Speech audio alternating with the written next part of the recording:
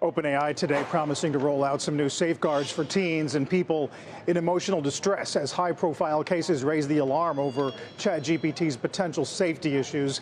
Mackenzie Sagalos has some details in today's Tech Check. Good morning, Mac.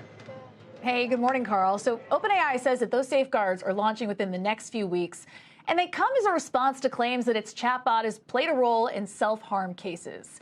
Now, to start, it's launching parental controls that let adults link their accounts to their teens, monitor chats in real time, and get alerts when the system detects acute distress. Now, those conversations will be routed to a newer model that's trained to apply safety rules more consistently, a change that comes after OpenAI admitted that its guardrails break down during longer chats. And all of this follows a wrongful death and product liability lawsuit filed last week. The legal pressure only building across the industry. Rival Anthropic settled a copyright suit that could have exposed it to more than $1 trillion in damages. Google's now facing a defamation case over AI overviews, and more lawsuits are already in the pipeline. Now, what OpenAI is doing is taking a page from Meta and Snap, which added parental controls only after teens were already on their platforms.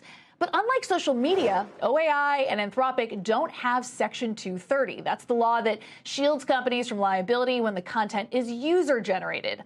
But these Gen AI chatbots, they create their own responses, opening the door to direct liability for copyright, defamation, emotional harm, even wrongful death. There's also a brand trust problem. If ChatGPT loses that perception of safety, it could crack the entire consumer story, and that matters with OpenAI chasing a $500 billion valuation.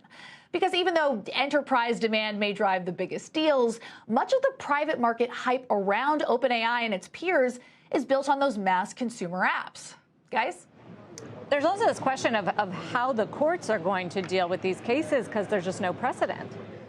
Well, exactly. And so far, we've seen a lot of these cases settle, which means that it's not setting a legal precedent here. And you've got the White House, which has been very supportive of the industry, with David Sachs from out here in Silicon Valley looking to kind of reduce the red tape for these AI companies. Those executive orders were much more so about building out energy infrastructure to support the industry rather than focusing on regulating it.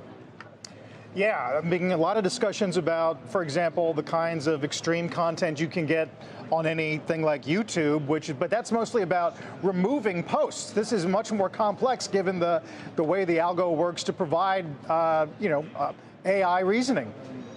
And that's why you've almost seen something like two camps emerge here. So Google and Apple may be being seen as being a bit more thoughtful, slower to progress on this front versus an OpenAI, which was first out the gate. It had that first mover's advantage when it launched ChatGPT in November 2022. But Google, came out 5 months after that with its model. They've had years of experience with kind of navigating the more risky search queries. So I think that they had a better sense of what they were up against with respect to product liability.